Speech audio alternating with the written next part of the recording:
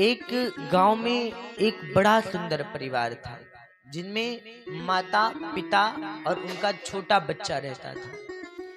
पिता का काम था मूर्ति बनाना, क्योंकि वो मूर्ति बनाता था, मूर्तिकार था। तो वो जब मूर्ति बनाता था तो उसकी मूर्ति बनी हुई बड़े अच्छे दामों में बिकती थी, बड़े अच्छे रेट में बिकती थी। अब जब बच्चा धीरे धीरे बड़ा हुआ तो पिता ने कहा, तू भी मेरे साथ मूर्ति बनाना सीख और मेरे साथ मेरा हाथ बटा। बच्चे ने कहा, ठीक है।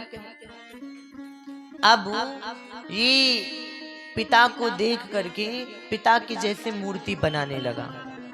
धीरे धीरे पिता से भी बढ़िया मूर्ति बनाने लगा।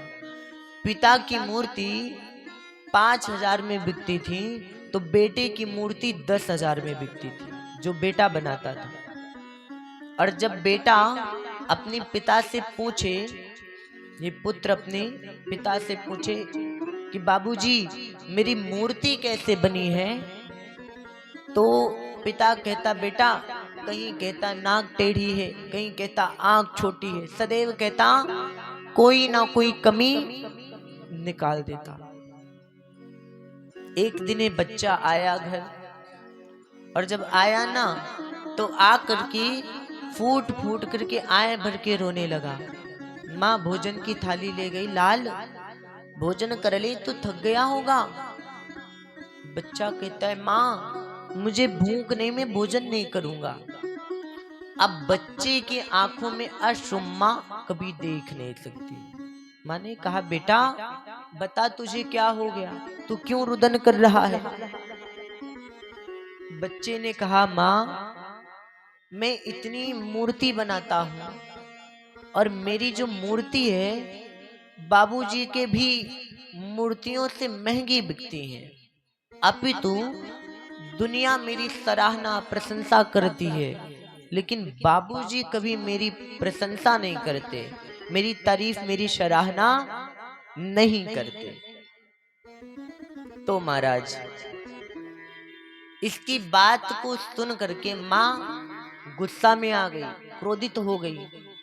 अब बच्चा भोजन नहीं किया, रात्रि वेला हुई, पति आया, और जब पति आया तो देखा कि पत्नी गुस्से में बैठी है। पूछा, अरे भगवान क्यों गुस्सा हो, तुम्हारे क्रोध का कारण क्या है। पत्नी ने कहा, ये बताओ मेरे लाल की सराहना दुनिया कर रही है, अपितु आप मेरे कोमल से बच्चे की सराहना क्यों नहीं करते, उसकी तारीफ क्यों नहीं करते। और जब माँ ने उलझे हुए वचनों को बोला, उसकी कर्कशी वाणी को सुन करके, कठोर शब्दों को सुन करके उस पिता के आंखों से अश्रुपान होने लगा। उस पिता की आंखों से अश्रुपान होने लगा। पिता रुदन करने लगा और बोला कि तो तुमको यही बात का दुख है ना कि मैं अपने पुत्र का कभी प्रशंसा नहीं किया, तारीफ नहीं किया। अरे देवी जी, अगर आज मैं अपने बच्चे की तारीफ कर देता ना तो आज मेरा बच्चा इतनी अच्छी मूर्ति नहीं बनाता, मूर्तज्ञ नहीं बनता, मूर्तिकार नहीं बनता। पिता के आंखों से अस्त्र छलक पड़े और पिता रुदन करके बोला, देवी जी आज मेरा बच्चा जो कुछ भी है वो हमारे कारण से है। ये बात बच्चा भी सुन रहा था। बच्चा को जब ज्ञात हुआ तो आकर के पिता के चरणों में लग गया, बाबूजी मुझे माफ कर दीजिएगा, मुझसे गलती हुई। तो कभी अपने बच्चे को गलत कार्य करने से मना करना चाहिए।